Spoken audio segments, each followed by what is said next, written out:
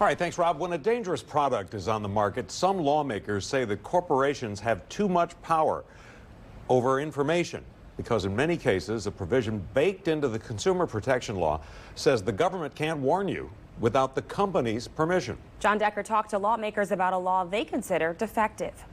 The Consumer Product Safety Commission was created by Congress 50 years ago, but 5 decades later, the agency often can't alert the public about dangerous products. Now Congress is trying to change that. The mission of the Consumer Product Safety Commission is straightforward, protecting the public from unreasonable risks of injury or death associated with the use of thousands of types of consumer products.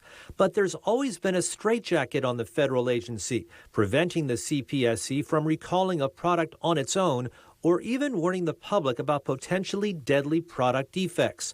That straitjacket is a provision in the Consumer Product Safety Act, known as Section 6B. Section 6B is a part of the law which says that a manufacturer can negotiate with the Consumer Product Safety Commission before there's a warning.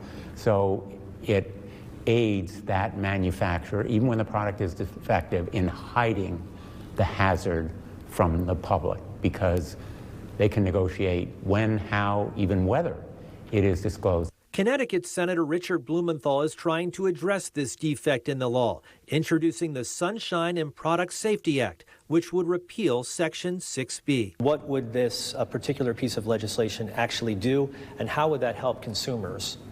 The Sunshine and Product Safety Act would literally enable the Commission to shine sunlight on defects, enable the public to know, and issue more effective warnings and recalls without giving the industry or the manufacturer a virtual veto over how and when and even whether there is disclosure. Blumenthal is hoping for, but has not yet received any bipartisan support for his legislation, blaming what he calls the armies of lawyers and lobbyists working against his proposal.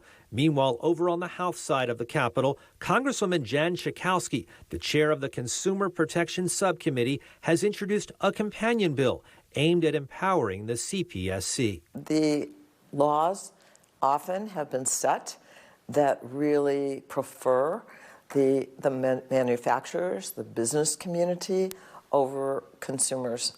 And that's a real sad comment. And so it's time to put consumers in charge, the paying public, after all, people buy these products, to be assured that they're going to be told if there's a danger. Schakowsky says companies often do a cost-benefit analysis before recalling a dangerous product. Oh, I mean, there's absolute profit because of the delay. They can continue to sell products. And in fact, even after it is known by the CPSC itself, if that information can get out to consumers, we know that there have been deaths as a consequence. That is the consequence. People, children, can die.